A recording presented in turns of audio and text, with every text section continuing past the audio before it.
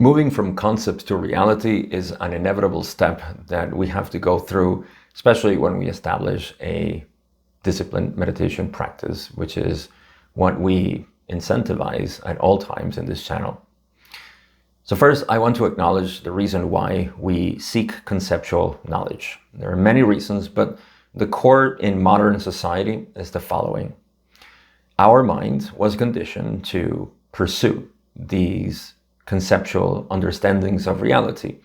And it was always with the same carrot in front of us, which is the seeking of fulfillment, peace, joy, love.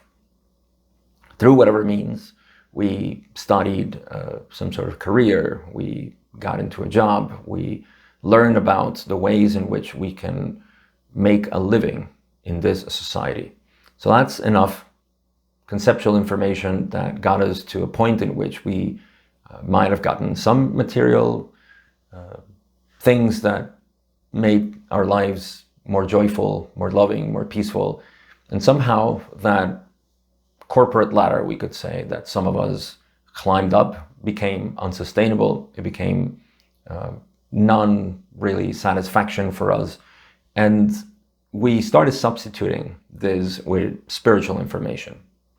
In other words, we first looked into the material world and what would this modern society offer us as a way to achieve this peace, this joy, this satisfaction with life.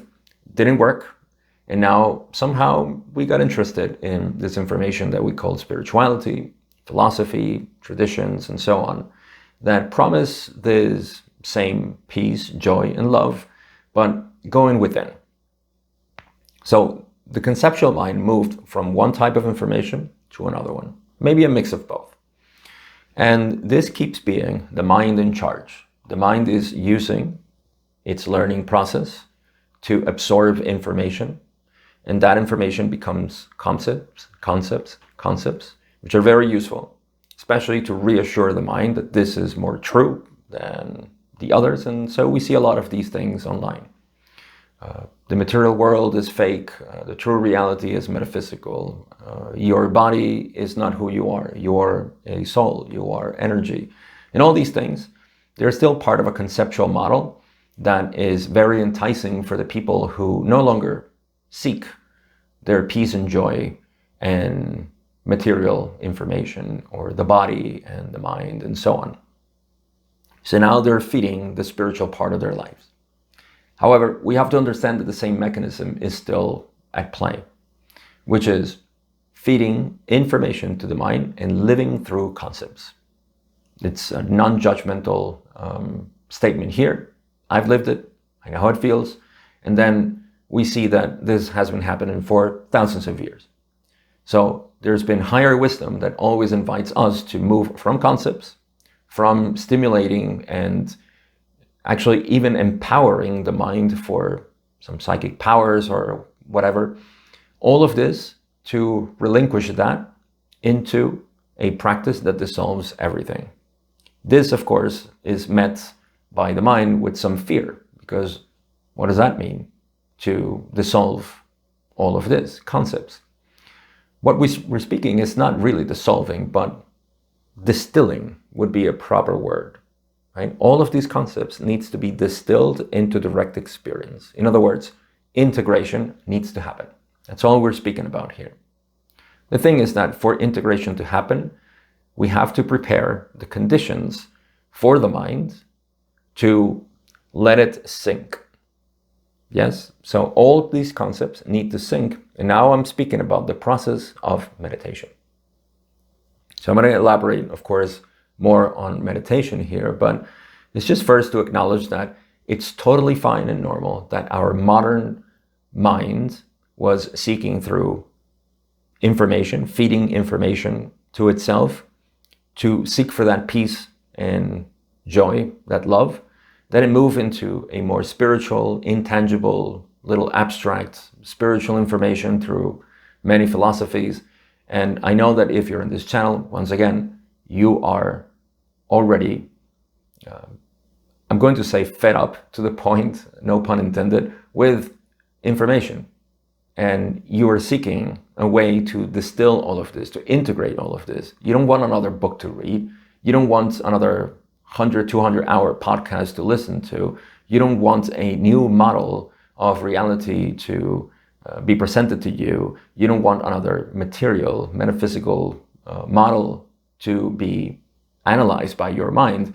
You want more tangible practice, more direct experience living this, right? So the process is that now that we see all of this, all these spiritual concepts and even the physical concepts that we got, they all need to be distilled into one single practice, one understanding. And I'll have to say that even all of these concepts are unnecessary. We don't need them. We can always go directly into what we are without going into all of this. So if I could wish for something in people who start seeking, is to not seek any further, to go directly into this. And yet it almost seems like a necessity that we fill the mind with enough concepts so as to be sure that this distillation that we're speaking about in this video is necessary. In other words, you have to seek a lot to convince yourself that seeking is not the way. And so the reversal of seeking is the sinking of this seeker, right? The one that is seeking, into meditation. Now, what do I mean by this? Let's talk about the method that we use, which is self-inquiry. I just said that the seeker, and if you can place the seeker as the one who was convinced as a child to study, to become better, to be professional, to have a family, or whatever it is, the promise of this modern society. And that seeker, they didn't find it. Then it started to find it in spirituality, concepts, and so on. And didn't find it there either. It feels empty still. That seeker needs to sink in this practice. How do we make it sink? The seeker seems to be you. So the question is, who are you really? This is the process of self-inquiry that we go into. The investigation starts there. Who is the one that is seeking? In this process, we're going to meet with silent meditation. In other words, just sitting with yourself. There's no escape to this. There is no more music, no more guided meditation, no more sounds of nature at the background. Just pure absolute silence in which you sit and finally see the mind for what it is, not you. As we go through this process, the distillation is already happening. The uncomfortable parts, the hindrances, and the first cause for all these hindrances is relying on concepts. Very normal, totally expected. So never be dissuaded by that. Actually know that that is what needs to happen. The reliance on concepts is going to try to maintain your identity with them because you're so used to filtering yourself through those concepts of self-identity.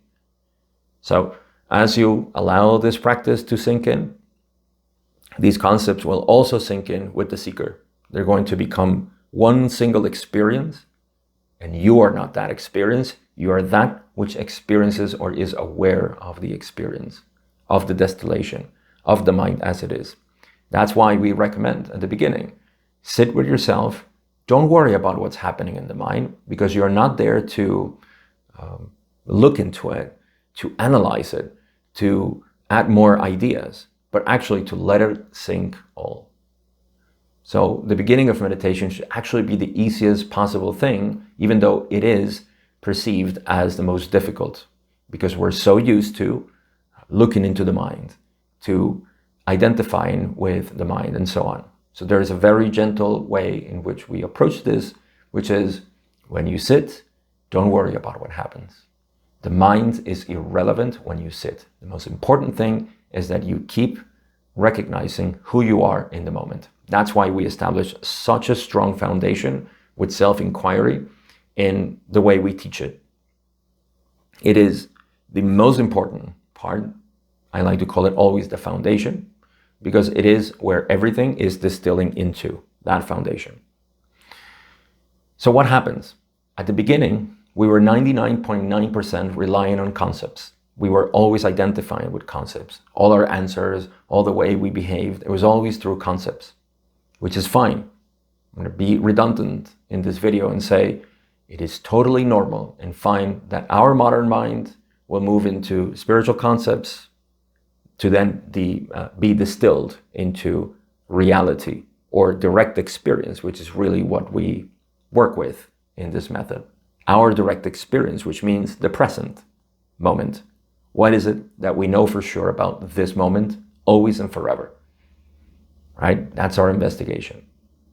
So the more we sit with this, the more we see that something is happening, is that this 99.9% living through concepts begins to reduce itself more and more as we gain a higher percentage now that used to be 0.01%, grows now into living reality.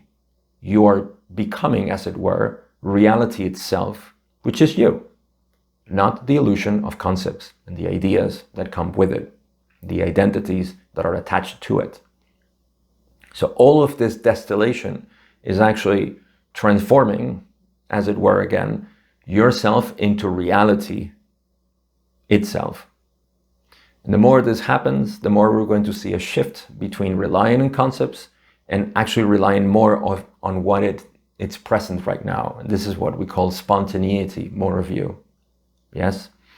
I always like to point out to Zen in this point, and it's the reason why Zen is the way my heart beats, because Zen is 0% concept, 100% reality. If you have listened to anything about Zen, you will always see that. If you ever read a story, a koan about Zen, it's always 100% reality, 0% concept. Because they're always trying to shake you off any percentage that is conceptual and always reality. They're doing the same thing, only a bit more abrupt, and that's why they sit. The only practice in Zen is about sitting. It's beautiful because that's exactly what we do. We sit in silence and let everything distill down. Any confusions, any problems that come up, there's always a way to deal with them through our direct experience, no longer through beliefs and concepts. That's the beauty of this method, that we're no longer relying on concepts to answer the questions that continue to arise, because the mind will still have questions in this journey, and it's okay.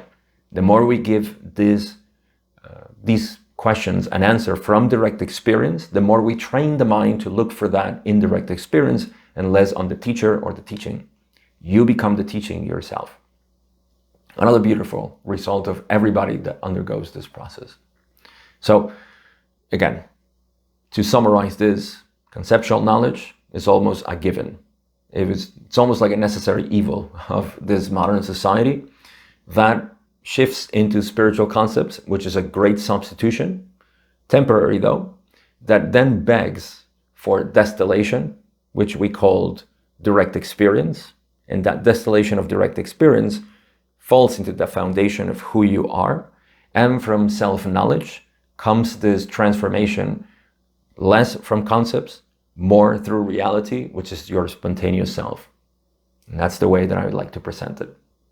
So everything that you're going through right now is just the distillation of all of this conceptual knowledge, and it's going fine. Trust that. Don't get caught in what the mind is saying. It's one of the first things that we say. Don't worry about what the mind is saying. Don't worry about the emotions that are arising. Be present for them. It's not about rejecting thoughts and rejecting emotions. It's about to becoming more present for them. That is your practice, constantly. What's happening is the distillation of all these concepts into true reality, which is really what you are. That's all I got for this video. I hope it's helpful. If you feel that it's helpful for other people who are on this path, particularly the people, like I said at the beginning, you already read enough, listen to podcasts. This message will only reach those who have saturated themselves already with enough information. And now what they want is just practice, practice, practice, distillation, integration, direct experience, and living from this understanding, not understanding to live, which is a different type of living. Again, that's all I got for this video. I'll see you in the next one.